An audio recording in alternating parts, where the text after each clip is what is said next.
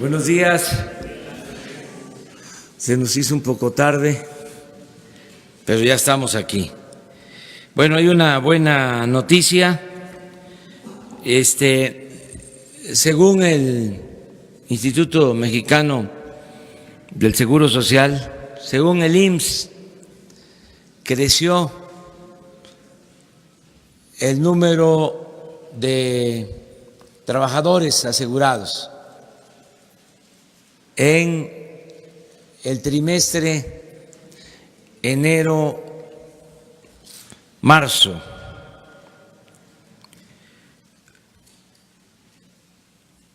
Se crearon 269,143 empleos, 269,143 puestos de trabajo.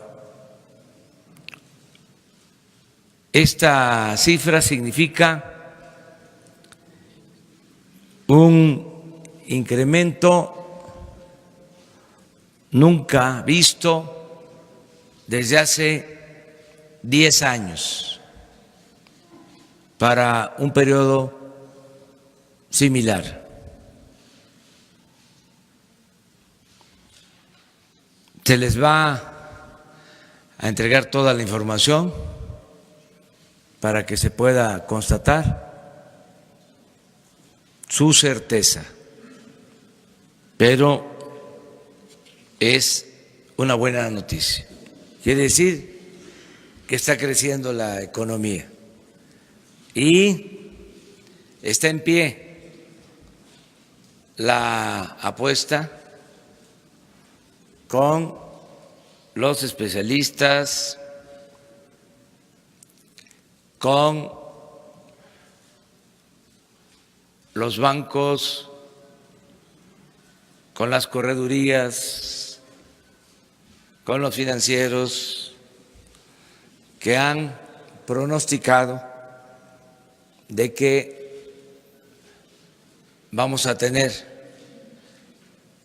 menos crecimiento de lo que estamos estimando. Aceptamos el desafío y aquí vamos a estar viendo. En una de esas les vamos a ganar. Aprovecho también para aclarar, porque siento que lo que planteé ayer fue malinterpretado. No por todos, por algunos. Dije que iba yo a ejercer mi derecho de réplica y se tomó como una represalia. Dije que cada quien era responsable de sus actos y que el diálogo era circular.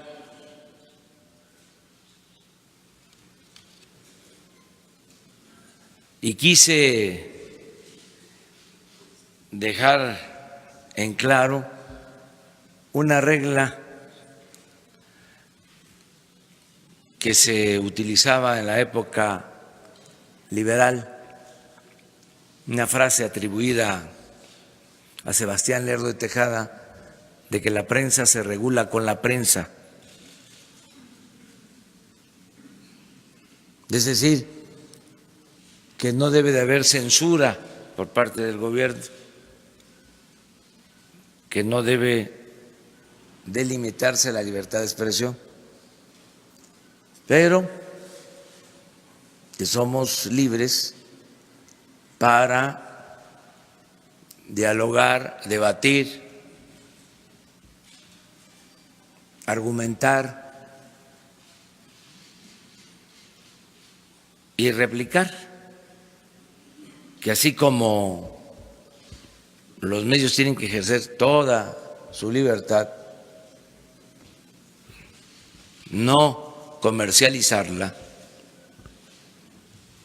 así también los servidores públicos tenemos el derecho de ejercer toda nuestra libertad. Aclaro esto porque algunos sintieron que era una amenaza. Ya les he dicho, nosotros no vamos a actuar como los gobiernos conservadores, neoliberales. No vamos a hacer lo que injustamente le hicieron a José Gutiérrez Vivó, que lo expulsaron del país, o lo que le hicieron a Carmen Aristegui, o lo que le hicieron a muchísimos periodistas de todo el país. Solo les fue bien a los que se dedicaban a quemar incienso y a otros que resistieron, que hicieron un periodismo libre e independiente y que merecen todo nuestro respeto. Pero son otros tiempos.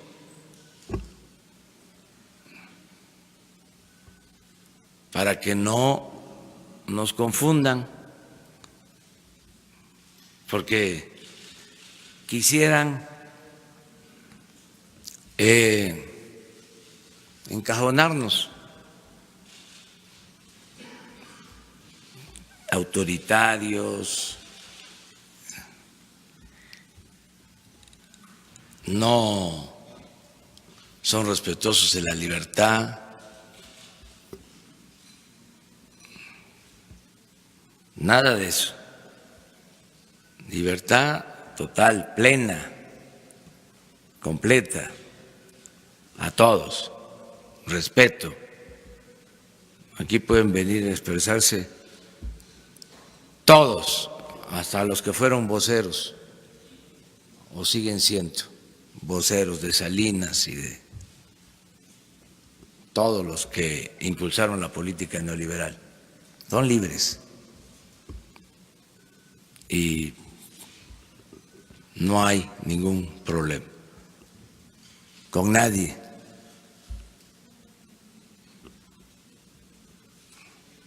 Muy bien, abrimos.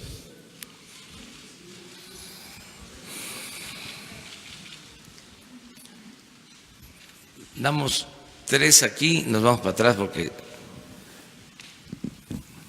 Gracias, señor presidente. Nancy Rodríguez, de Oro Sólido. Señor presidente, hace unos días murió el periodista Alejandro Acuña de cáncer. Tenía apenas 38 años.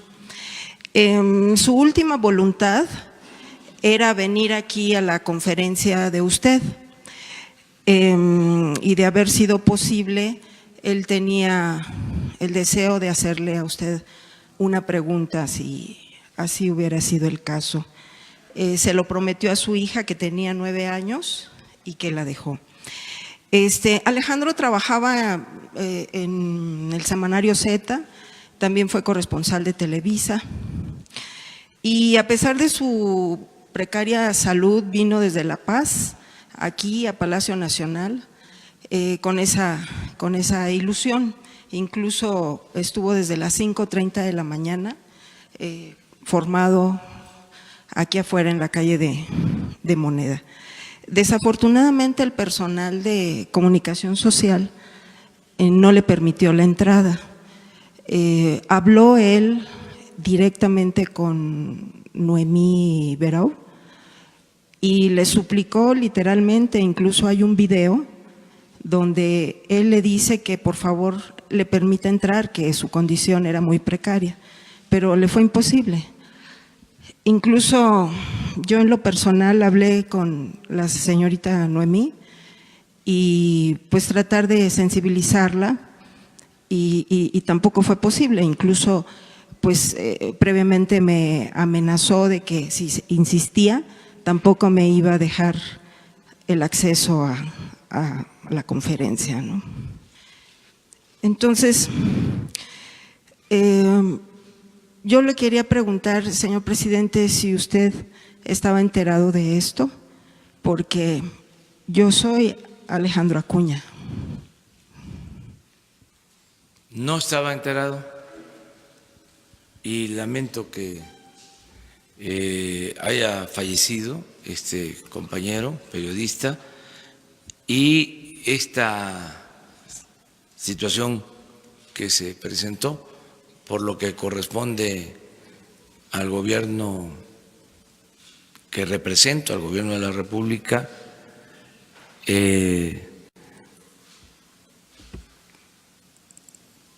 nuestra disculpa, nuestro perdón, post-mortem, y también para su familia, si se le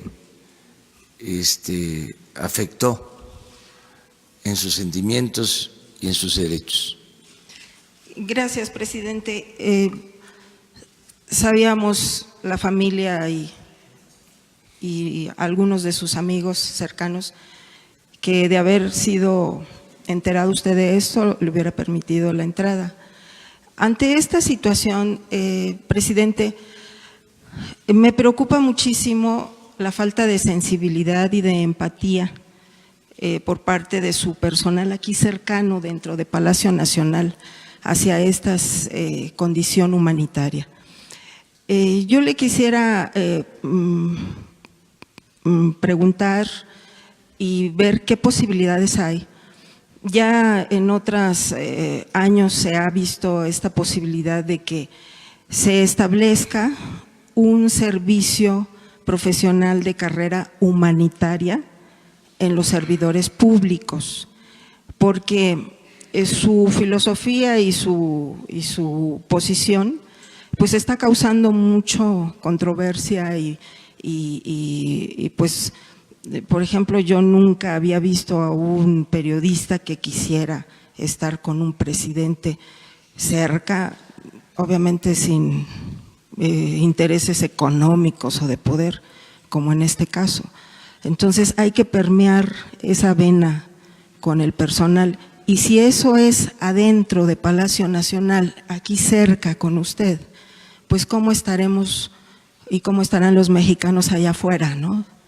Entonces sí es importante establecer algún servicio profesional de carrera humanitario, porque es necesario y yo creo que todos saldríamos ganando. Gracias, señor presidente. Sí, es lo que hemos planteado siempre, que debe de alentarse una nueva corriente de pensamiento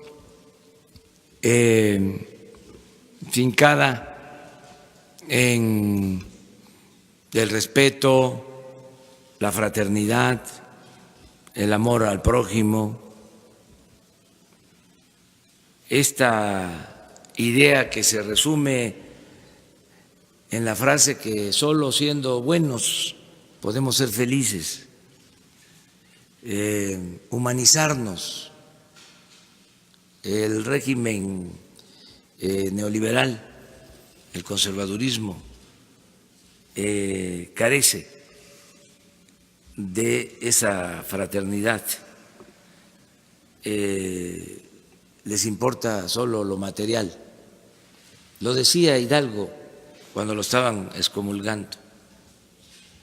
Le decía a los que lo enjuiciaban: el único Dios de los oligarcas es el dinero, es lo material.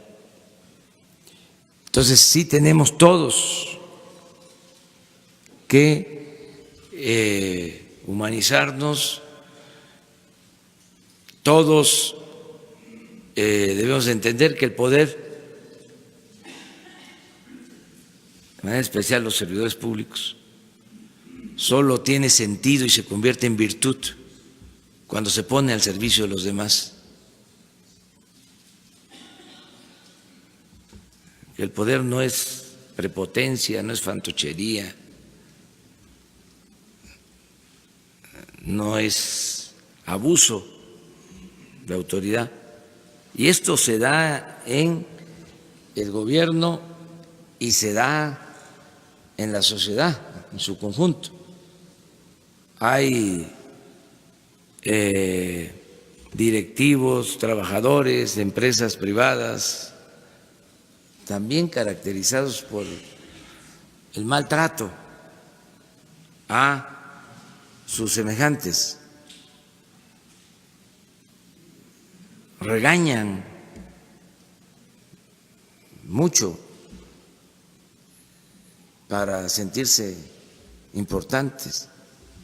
Entonces todo eso tiene que ir cambiando, tenemos que ser fraternos, amables, respetuosos, amorosos. En el caso de nuestro gobierno, yo podría decirles que la mayoría de los que elaboran en este gobierno tienen ese distintivo. Debe de haber quienes todavía no se ajusten a la nueva política, pero es un proceso, se va a ir entendiendo que debemos de ser amables y que debemos de ser siervos de la nación, como decía Morelos. En el caso del área de comunicación social, le tengo mucha confianza, por lo mismo a Jesús Ramírez Cuevas y a Jesús Cantú, porque los dos son periodistas, han ejercido el periodismo y un periodismo crítico,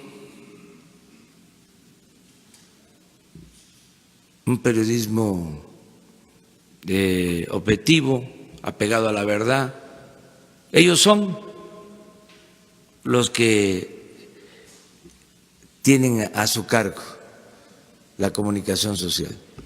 Ahora se está terminando de definir el proyecto para integrar a todos los medios que tienen que ver con el Estado para garantizar el derecho a la información. Y lo mismo, se está escogiendo, se está seleccionando a gente con dimensión social, con ética. Genaro Villamil va a coordinar este programa que yo espero que se presente pronto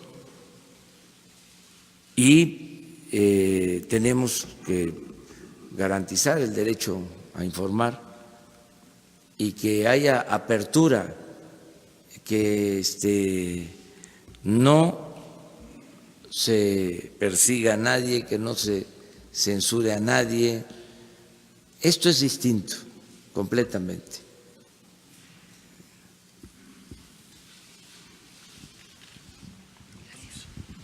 Gracias, señor presidente. Arturo Páramo, del Grupo Imagen, Excelsior. 3 preguntas rapidísimas de cosas que sucedieron ayer, reportamos hoy. Primero, el asunto de las gasolineras. Se encontraron algunas gasolineras de las que se incluyeron en las que dan los precios más bajos, que ya no funcionan desde hace meses, semanas. Preguntarle si esta información ya se tenía lista en algún momento y solamente se retomó, o si se va a actualizar constantemente cada lunes, que usted ofreció dar las estaciones de servicio que dan más caro, más barato, si se va a estar actualizando la información para sacar a estas que ya no están operando. Y segunda pregunta, en la Cámara de Diputados hubo diputados del PRI, PAN, PRD, que comentaban que usted no puede derogar una reforma educativa, como nos lo comentó el fin de semana en la gira, que si no se aprobaba las reformas que usted planteó en materia educativa, usted podría emitir un decreto para derogarla. Ellos dicen que no es posible. Me gustaría su comentario acerca de cuál será la estrategia a seguir, toda vez que ahorita están en receso, se fueron de vacaciones y regresarán a discutirlo posteriormente el tema educativo los diputados. Y la tercera, ya lo habíamos comentado aquí, el tema de los médicos residentes. Ayer todavía tuvieron alguna conferencia de prensa en la que dijeron que todavía había una parte que no se les habían pagado los salarios que se les debían. Igual, por ser el puente, esta semana de asueto, casi toda ella, ¿cuándo se podría tener ya la normalización de los pagos a los médicos que no han recibido su salario? Bueno, acerca de la primera pregunta, en efecto, esta información es de la CRE,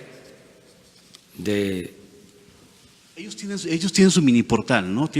Sí, tienen su portal y lo que se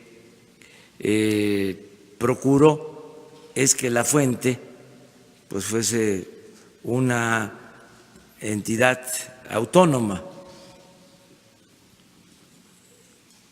y sí puede ser que haya habido problemas de actualización. Se va a corregir. Es la primera exposición.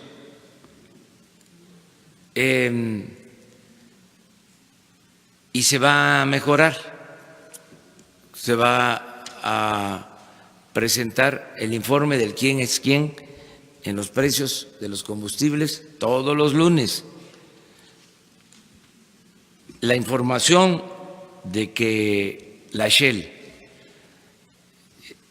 en bloque como corporativo estaba vendiendo más cara es de la CRE y se puede constatar.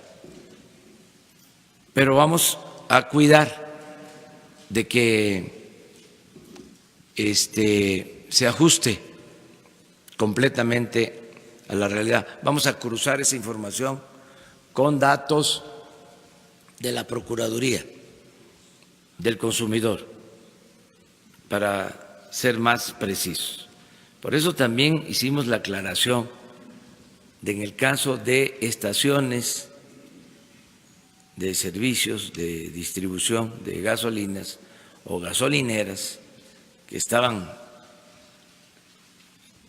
muy remotas en la Yesca, pues ahí sí aplica lo del costo de transporte y que debíamos diferenciar entre esas estaciones que están a 6, 8, 10 horas del centro de concentración o de abasto o de carga de gasolinas, ¿no? Ya sea en los puertos o en las estaciones de distribución que existen. Pero en el caso de las corporaciones, casi todas están en las grandes ciudades. Eso es lo que sucede con las concesiones en comunicaciones para los teléfonos, para el Internet. Todos van a las grandes ciudades. No hay Internet en el medio rural. Lo voy a seguir diciendo.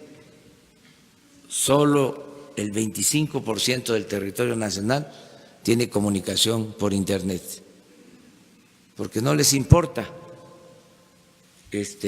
a los concesionarios invertir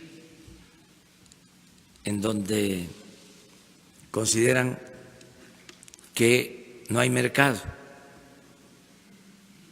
Por eso es importante siempre la participación del Estado por el interés público. cuando se nacionaliza la industria eléctrica, Ortiz Mena asegura de que se tomaba esa medida porque a las empresas no les importaba dar el servicio de energía eléctrica en los pueblos, en las comunidades, pero que el Estado tenía que cumplir con ese compromiso social. No podía el Estado incumplir con un derecho, el derecho al desarrollo, en este caso el derecho a la comunicación. Por eso vamos a comunicar a todo el país con Internet. Y si no participan las empresas en la licitación de los cables, las líneas de fibra óptica de la Comisión Federal de Electricidad, que se están licitando alrededor de 20,000 kilómetros. Si no participan, va a intervenir el Estado, pero tenemos que garantizar la comunicación a todo el país. ¿Ha habido, perdón, sobre eso, ¿ha habido interés de empresas Sí, sí. que se inscriban en las prebases? Sí, ya se les entregaron las prebases, y se está hablando con los empresarios que manejan este ramo de la comunicación, las empresas más importantes, para invitarlos a participar. Entonces, se va a ir corrigiendo por lo de tu pregunta, lunes con lunes, lo del quién es quién en el precio de las gasolinas. Lo segundo… La derogación de la reforma educativa. Sí, mañana les voy a dar a conocer un memorándum que voy a enviar al secretario de Educación Pública, a la secretaria de Gobernación y al secretario de Hacienda, donde les instruyo para que busquen la manera de que quede sin efecto la mal llamada reforma educativa. En tanto se llega a un acuerdo con los maestros, con los padres de familia, con la sociedad en su conjunto, y se presenta una reforma constitucional aceptada por todos, que garantice la educación pública obligatoria, laica, pluricultural, de calidad y gratuita en todos los niveles de escolaridad.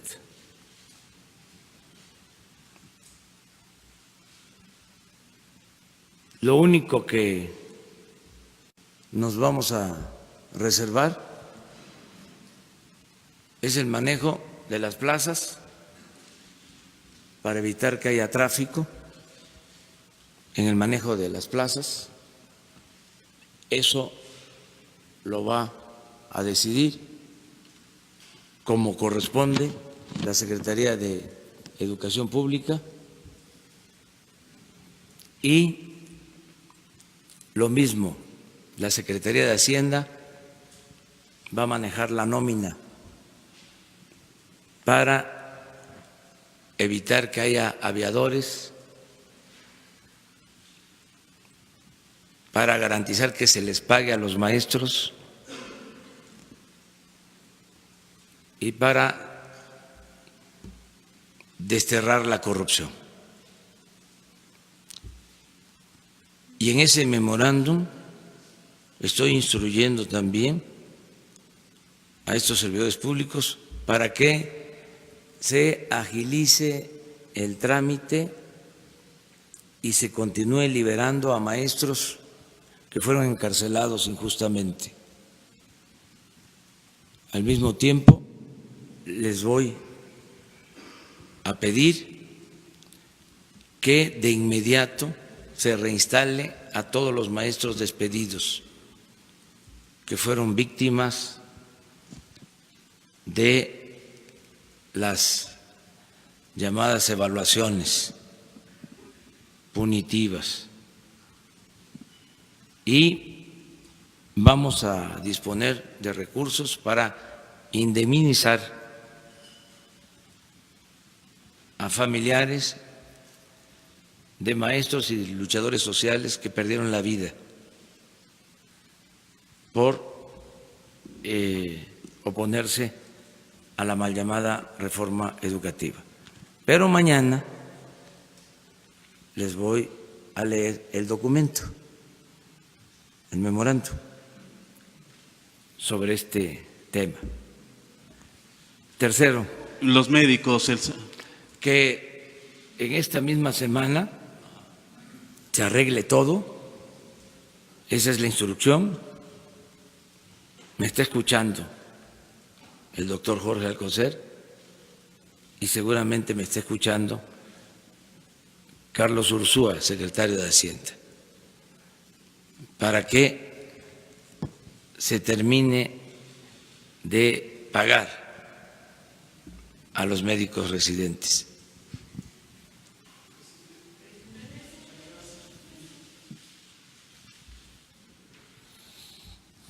¿Tú? ¿Sí? Los dos, pónganse de acuerdo. Buenos días, presidente. Marco Antonio Olvera, corresponsal de Radio Latino, California. Usted había dicho, o se había reunido con algunos líderes clérigos y de otras religiones para ver la posibilidad de que se les dieran concesiones de radio y televisión. No es caer en que México deje de ser un Estado laico al darle concesiones a grupos religiosos, presidente, y con eso pues dejar por atrás lo que en 1853 o 1866 el presidente Juárez, con las leyes de reforma, dejó separadas a la Iglesia del Estado.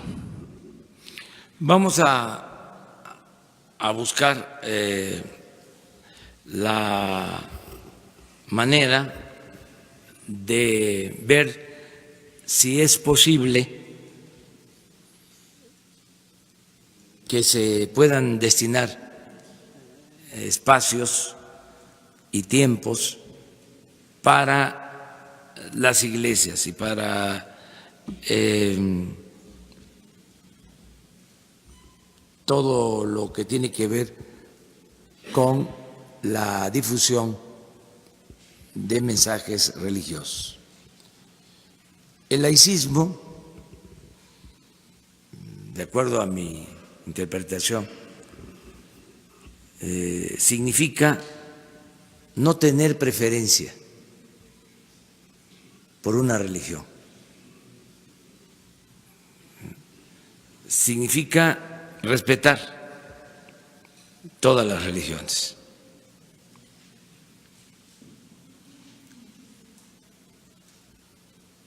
Y si nos hicieron esta solicitud, la vamos a atender.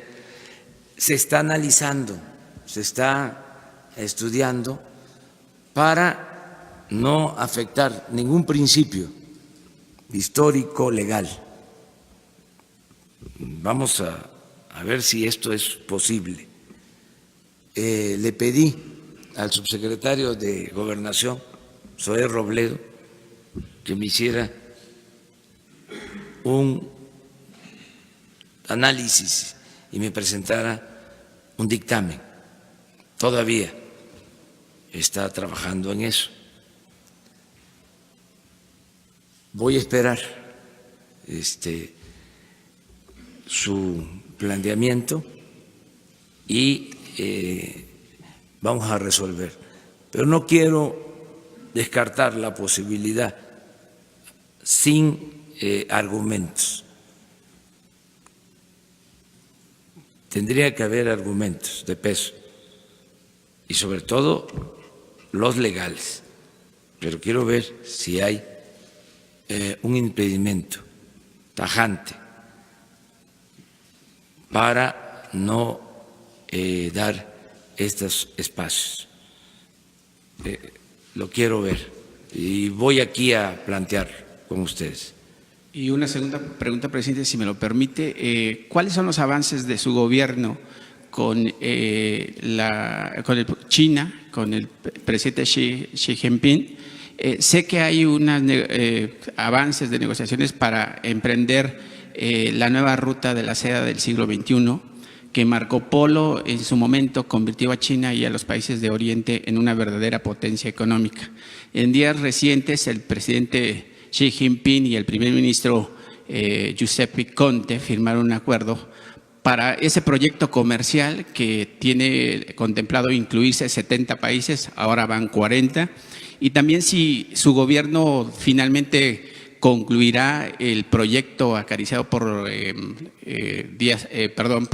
Porfirio Díaz de abrir la ruta transísmica para que se conecte el Golfo de México con el Pacífico. Miren, estamos actuando con prudencia porque existe un ambiente de confrontación comercial entre Estados Unidos y China. Es de dominio público, no diría guerra comercial. Afortunadamente no es eso, pero sí existen discrepancias y nosotros no queremos meternos en esa confrontación que, dicho sea de paso, se está atendiendo porque hay diálogo entre ellos, resolviendo lo de la fijación o quita de aranceles. Es un asunto que tiene que ver con el comercio mundial. Entonces, estamos actuando con mucha prudencia. En el caso del Istmo, nosotros, en definitiva, vamos a impulsar ese proyecto, pero con participación de inversionistas mexicanos, por lo que significa el Istmo históricamente. Ahí va a ser una empresa mixta en la que van a participar integrantes del sector social, es decir, campesinos del Istmo.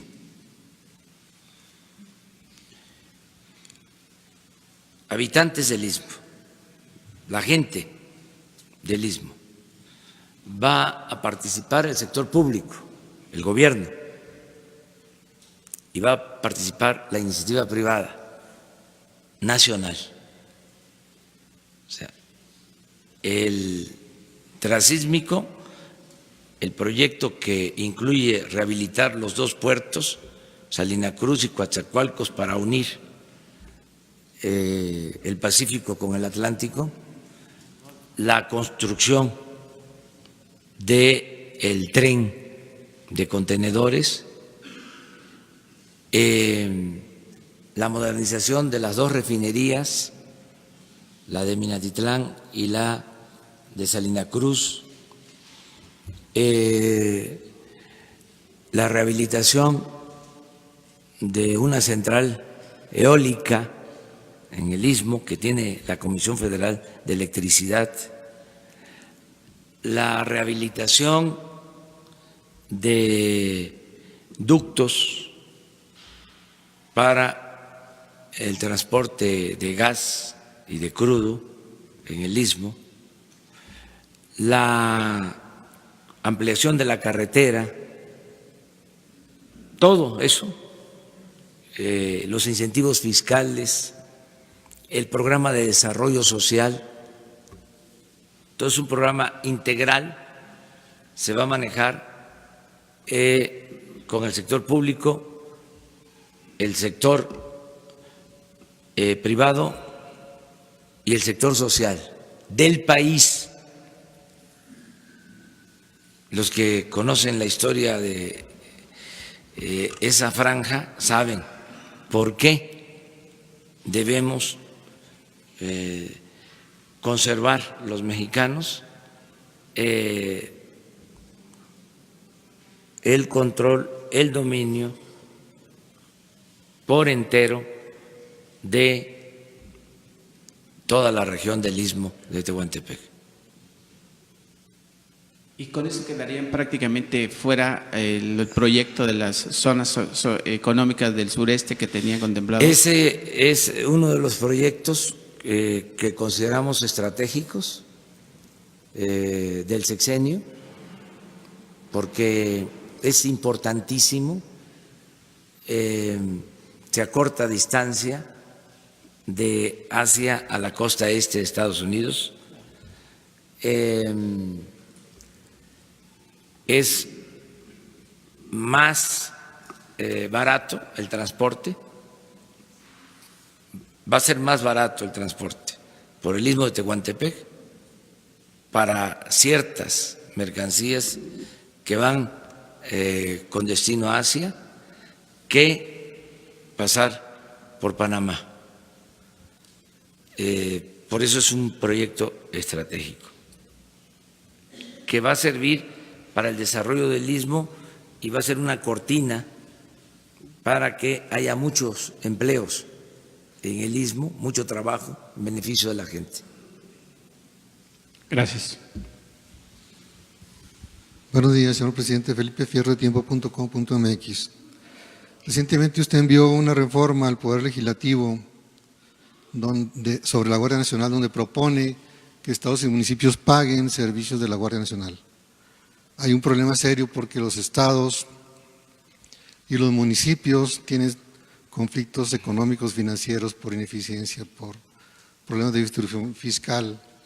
Por un lado, muchos viven prácticamente en la miseria. Por otro lado, también los delitos que generan la narcoguerra, como el tráfico de drogas, la posesión de armas, la delincuencia organizada, son competencia federal. La pregunta es por qué tendrían que pagar estados y municipios si por un lado no tienen dinero y por otro lado técnicamente no les compete. Y esto no llevaría a que varios municipios se quedaran sin estos servicios y solamente los que pudieran pagar se verían beneficiados de esta actividad que hiciera la Guardia Nacional. Sí, mira, con todo respeto,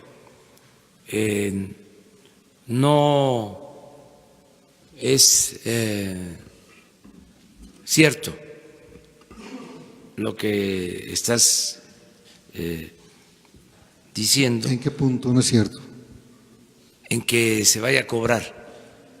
No existe en la reforma a la Constitución nada. No a la Constitución, a la Guardia Nacional, a la ley de la Guardia Nacional. Ni siquiera se han presentado las leyes secundarias y esto no va a ser así. Es decir, ni en la Constitución ni en las leyes. Pero A lo mejor no te lo debí decir de esa manera, pues si No, te no, no, no ofrezco se preocupe, está bien. disculpa, pero No. Sí. Además, se publicó. sí, pero no es cierto. ¿Sí? No van a pagar nada. O sea, pues estamos conscientes de que no tienen recursos muchos gobiernos municipales. No, ese es el propósito. La Guardia Nacional va a ser financiada por el gobierno federal. O sea, no le va a costar ni a los estados ni a los municipios. Porque hubo casos en Chihuahua, por ejemplo, donde los municipios tenían que pagarle al ejército. Sí, pero esa es otra cosa. Esta es una reforma que apenas se aprobó y se están haciendo las leyes reglamentarias. Me quedé con la duda acerca de si ya se enviaron las iniciativas, creo que sí, y van en el Senado a analizarse las leyes complementarias, reglamentarias para el funcionamiento de la Guardia Nacional, pero no hay nada, de eso sí estoy seguro, que signifique que vayan a pagar los municipios. Imagínate si fuese cierto, ya los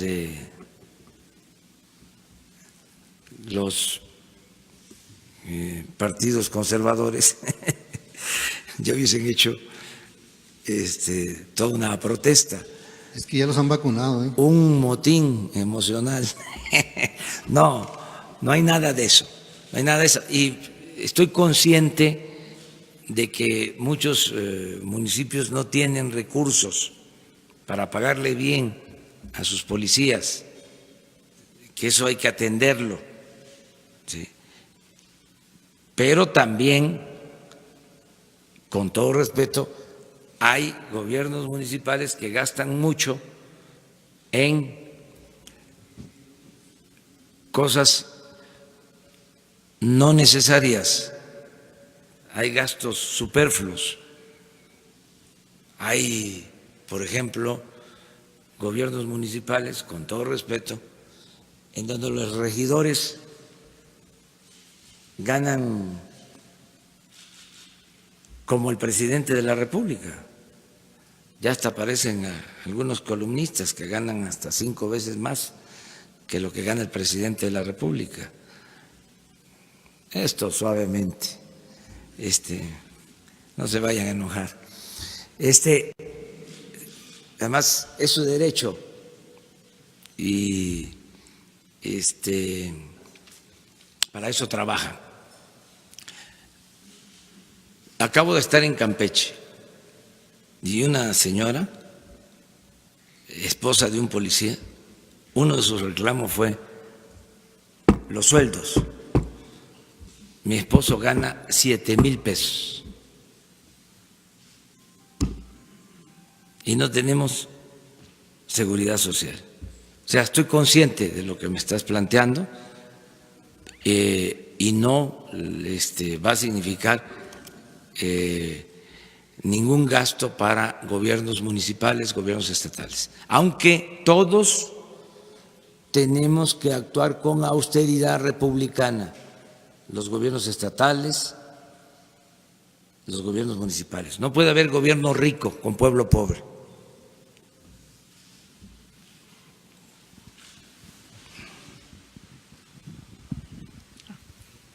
Buenos días, presidente. Mariana León, del Financiero. Un par de preguntas y una aclaración. Este memorándum del que estaba hablando quiere decir que sí habrá reforma constitucional y no simplemente intentará derogar la reforma que se hizo en 2013 por un impedimento constitucional. Es un memorándum para que no haya tiempos o se cumplan, ¿no?, los tiempos del Congreso y no se pueda aprobar la reforma constitucional. Lo más importante es que se llegue a un acuerdo. Entonces, en tanto se hace la reforma constitucional y la reforma a las leyes, el memorándum va dirigido a que no se apliquen las medidas de la mal llamada reforma educativa que afectaban a los maestros, que sea una especie de amparo con aplicación retroactiva. En tanto, mediante el diálogo, se llega a un acuerdo para la aprobación de una reforma constitucional y la aprobación de las leyes. Ese es el propósito.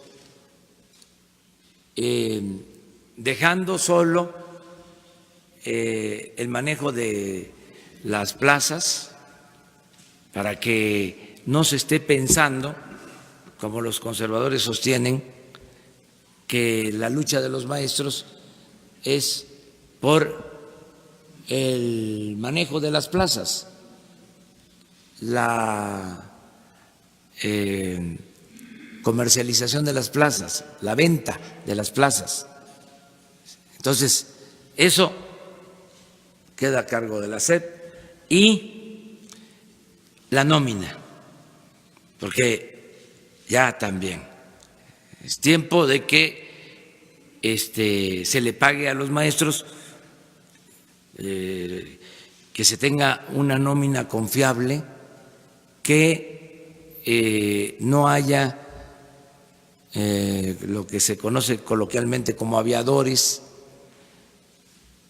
y que no se quite de la nómina a quienes tienen derecho para que se les pague, porque a veces se transfieren recursos de la Federación a los estados y no se paga a los maestros. Entonces, el manejo de nómina queda a cargo de la Secretaría de Hacienda. Y por eso le pregunto lo siguiente. Ayer su gobierno transparenta la nómina federal, también están ahí los maestros. En una revisión pudimos encontrar que hay todavía líderes de la coordinadora que están cobrando un sueldo como docentes y que se encuentran actualmente en protestas en contra de la reforma que se pretende. Y también podemos encontrar a líderes como Rubén Núñez, que ya falleció y que todavía está en la nómina del gobierno. ¿Qué se va a hacer para revisar esta nómina o quitar a algunos maestros que tal vez no están dando clases, no están al frente del aula? Ayer mismo se dijo que cada 15 días se va a actualizar la nómina. Fue un paso muy importante la transparencia. Acerca de los maestros que aparecen y que están en la nómina y son dirigentes, es un derecho que ellos tienen, el que siguen ganando su sueldo y tienen un desempeño como dirigentes sindicales. Eso pasa en todos los sindicatos. Acerca de Rubén Núñez, que en paz descanse, se trata de un maestro ejemplar, y digo se trata, aunque ya falleció, porque es de los hombres que nunca mueren por su ejemplo, y acaba de fallecer hace muy poco, por eso está en la nómina, seguramente de acuerdo a los procedimientos laborales se le va a quitar de la nómina y sus familiares van a recibir los apoyos correspondientes, pero no fue mala la decisión, todo es perfectible. Lo importante es que estos temas antes no se tocaban, no se sabía nada de la nómina. Yo les comentaba, cuando escribí uno de mis últimos libros, La Salida, quise saber cuánto costaba la nómina del gobierno y no se pudo. Investigué y era imposible porque se dispersaban los fondos. Recibía el funcionario recursos de distintas fuentes. Ahora se compacta y ya se sabe cuánto es lo que recibe un servidor público, cuánto nos paga. Nada más les digo, ya no hay gasto médico especial. ¿Saben cuánto se gastaban para la atención médica privada? 5,000 millones de pesos. Eso no se habla. Se hacían hasta cirugía plástica a costillas del erario, hasta se estiraban, por eso parecían que estaban más jóvenes. Se pagaba del presupuesto. Tengo pruebas. Ya no hay caja de ahorro especial. ¿Saben cómo era la caja de ahorro especial? Se los platico. Si un funcionario ganaba 200,000 pesos, dejaba el 10% de ahorro, 20,000. Y el gobierno le aportaba otros 20,000. De modo que al mes ya tenía 40,000. Cuando se iba, y así se fueron muchos, y de los machuchones, se llevaban todo ese dinero.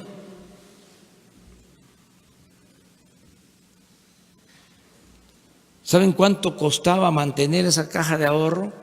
6,000 millones de pesos al año. Todo eso ya no existe.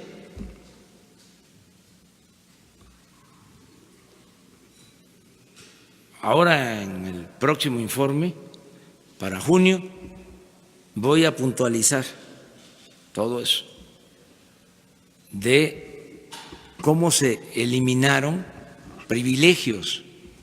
Y todavía falta, porque no se ha autorizado la iniciativa que presentamos de ley para la austeridad republicana. Está en el Congreso, está en la Cámara de Diputados y queremos que se apruebe para que no haya lujos en el gobierno, no haya abusos en el gobierno. Nada más con estas dos partidas nos ahorramos 10,000 millones con lo del servicio médico y con lo de la caja de ahorro especial. Entonces, sí es bueno lo de la nómina, pero también hay que revisarla, hay que actualizarla, hay que transparentarla. Y qué bien que todos estén pendientes, todos nos ayuden. Es decir, aquí esto de las gasolineras, esta gasolinera fue clausurada en 2017 y todavía aparece. Bueno, se corrige, ¿no? Esto de la nómina, todo eso, lupa al gobierno. Presidente, y si me permite una pregunta más. El año pasado la Corte Interamericana de Derechos Humanos falló a favor de los familiares de Nitza, Irene y José Alvarado. ellos determinaron que hubo en este caso desaparición forzada por parte del ejército en 2009 y determinó que el gobierno mexicano debe resarcir a los familiares y saber qué pasó con los Alvarado. Activistas y los mismos familiares han reprochado a su gobierno que no se le ha dado atención suficiente a este caso, que en la última reunión que se tuvo no hubo ni siquiera representantes de la Sedena, que son los directamente involucrados en el caso.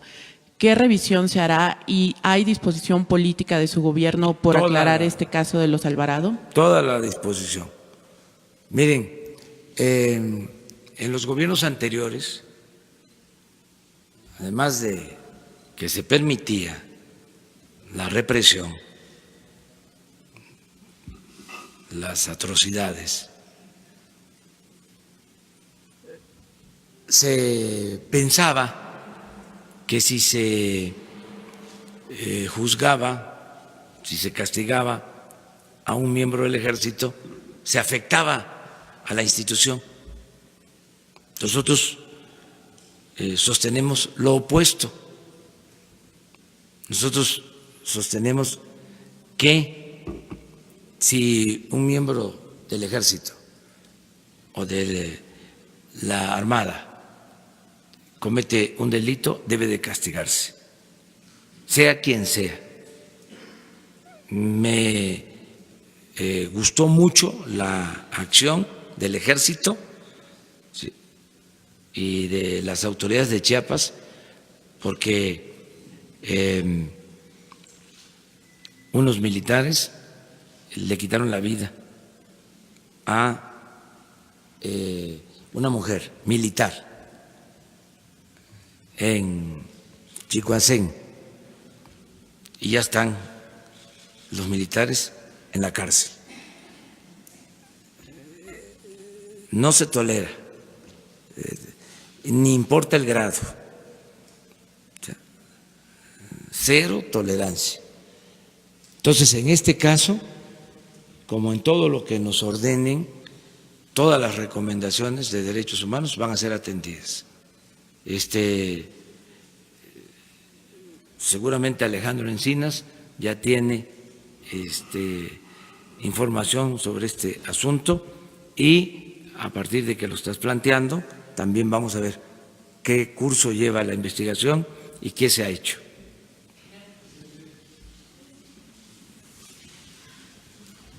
Presidente, tengo dos preguntas. Soy Agustín Velasco de Uno TV. Primero, el asunto de los maestros. Una vez que su gobierno negocie teniendo el control de la nómina y de las plazas, ¿está preparado para que vengan más protestas del magisterio, para que de nuevo se vengan a plantar en plazas públicas de la Ciudad de México? Esa es una. Por otro lado, su gobierno dijo hace unos meses, en febrero, finales de febrero, que la toma de casetas en las carreteras le cuesta al gobierno alrededor de 1.500 millones de pesos al año. En el contexto de esta temporada vacacional, quisiera preguntarle qué pasa con esta problemática en el país. Hay reportes de que pues, básicamente no hay gobierno para la gente que busca tomar una caseta, lo puede hacer en el momento que sea.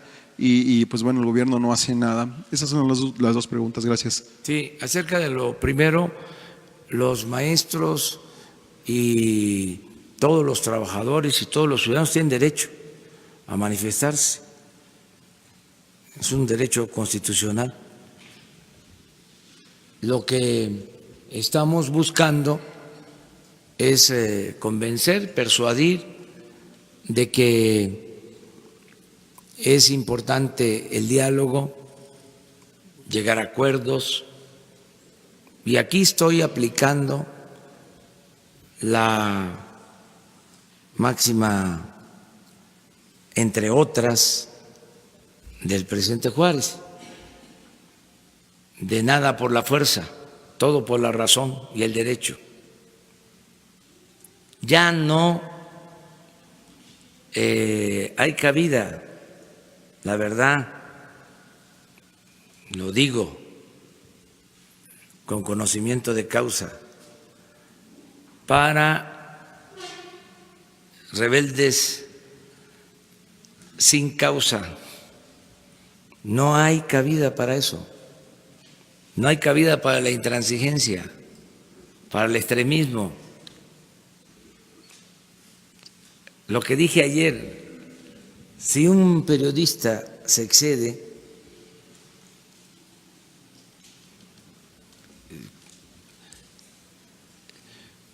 pues la misma gente lo pone en su lugar. La misma gente. Eso fue lo que quise dejar de manifiesto y se malinterpretó. Y lucen mal. Y cuando es de mala fe, enseñan el cobre. Entonces, una recomendación fraterna, respetuosa, no hay que hacer el ridículo. No menospreciar a la gente. Ya les he hablado de la fuerza de la opinión pública. Y se sigue pensando en que se puede manipular a el pueblo.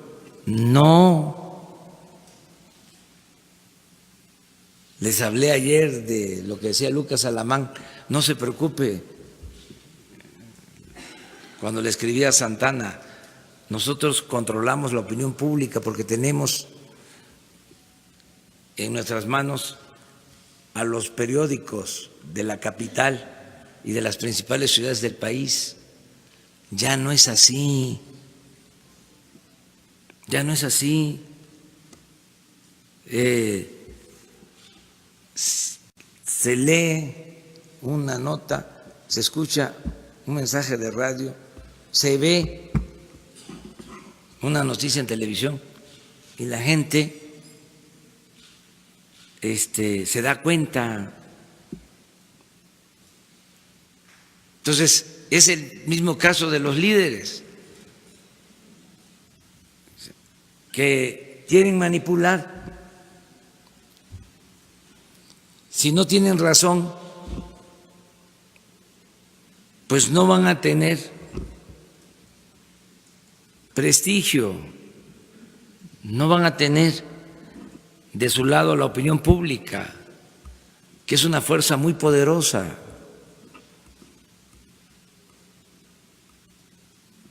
Y se van a garantizar todos los derechos. Pero si, ¿cuántas convocatorias hacen, por ejemplo, no? A ver, dicen, las redes sociales, se hacen hasta revoluciones en otros países con las redes sociales. La revolución de la primavera y toda una serie de cosas, ¿no? A ver, se convoca en contra de Andrés Manuel porque se quiere quedar,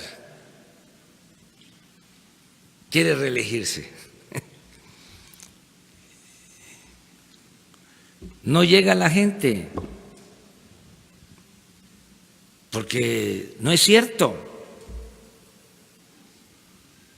Ponen una carta para acusar a Andrés Manuel, ya saben quién, de que quiere reelegirse. Van a la OEA.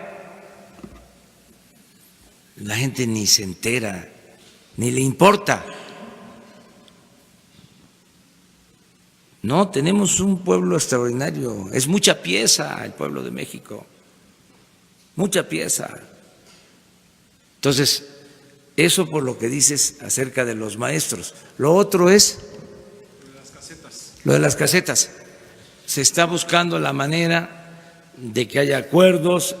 Lo he dicho, en algunos casos tienen razón porque fueron afectados y no se les indemnizó, no se les pagó por sus tierras.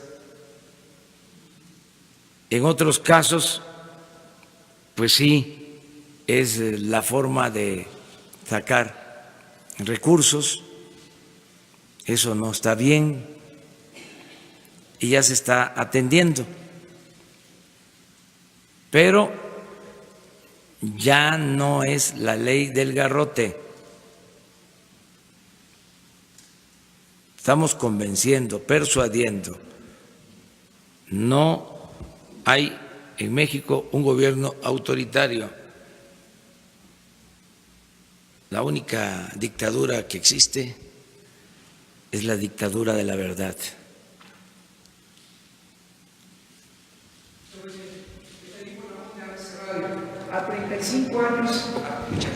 A 35 años del crimen de Manuel Buendía Telles Girón, ¿cree que el Estado mexicano deba aceptar una responsabilidad por ese evento? Y la segunda es con relación a la Compañía Mexicana de Aviación y el Tianguis Turístico de Acapulco. Como usted sabe, por ahí hay un prófugo de la justicia, un señor Azcárraga, que tilmó a los trabajadores de la Compañía Mexicana de Aviación que aún en el aeropuerto de la Ciudad de México se manifiestan. Frente a ello, ¿cuál sería su postura? Como el caso de Manuel Buendía Telles Girón, señor presidente. Sí, en el caso del asesinato de Manuel Buendía, pues como ustedes saben, se detuvo al responsable, al autor intelectual, Antonio Zorrilla. sí, Alfonso. No, Zorrilla, José Antonio Zorrilla Pérez. José Antonio Zorrilla. Cumplió una condena.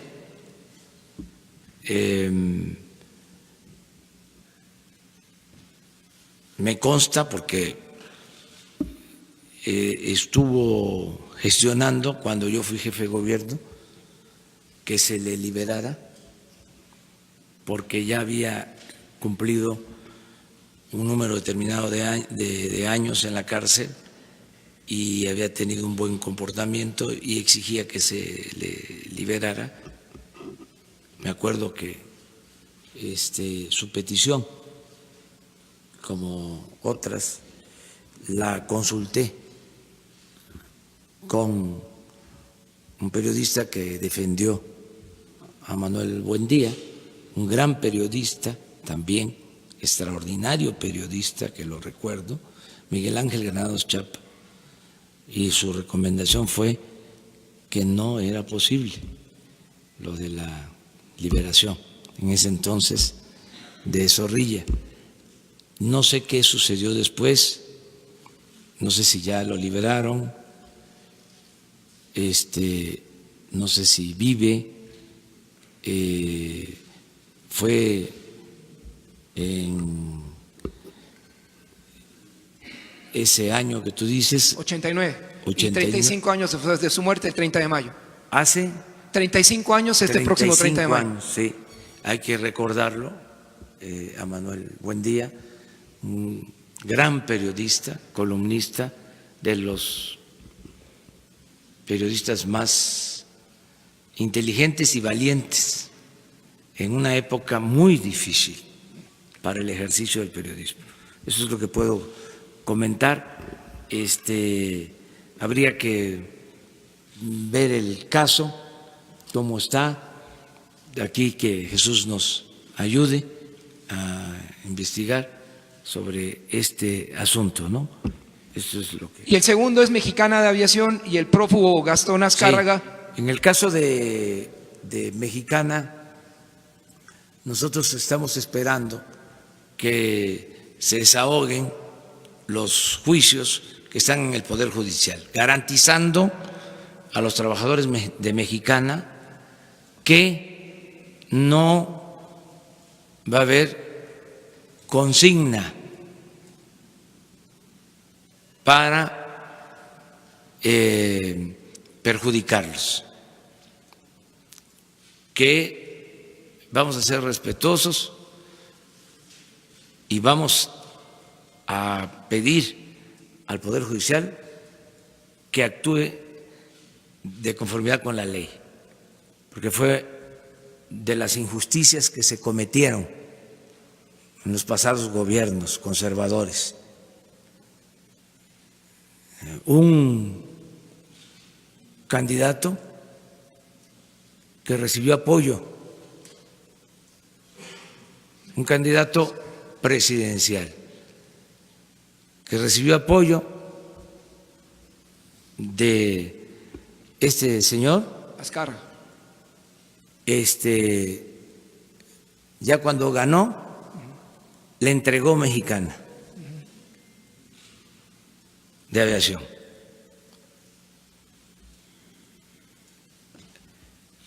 Y el otro presidente le permitió la quiebra.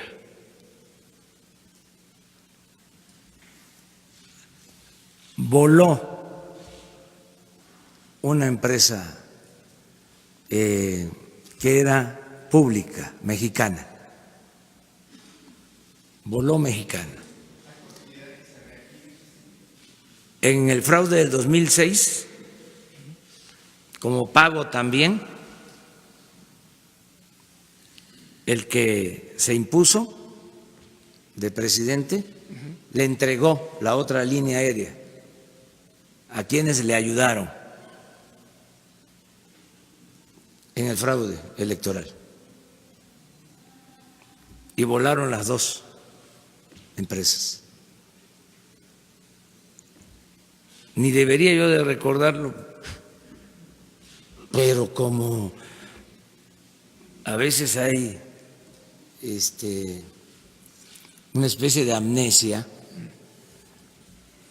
no está de más decir que no se olvide. El presidente de la última empresa que entregaron era de los que declaraba diciendo que yo era un peligro para México. Y pasando, y estaba en un organismo empresarial como representante. Pasando la elección, se privatiza. No Mexicana, la otra. Averigüen ustedes. No, Aeroméxico. Y subsidiaron la campaña del populismo en el Sí, 2018. pero ya ese es otro asunto. Ya, pero es que ya no me puedo meter en esas cosas, porque luego se ofenden. Pero nada más es no olvidar. O sea, ya ven cómo se dice, ni perdón ni olvido. Yo digo, perdón sí, olvido no. Ese es mi punto de vista. Y ya con todos esos elementos ustedes pueden hacer las investigaciones correspondientes. Pero muchas gracias. Nos vemos mañana. Nos vemos mañana. Muchas gracias.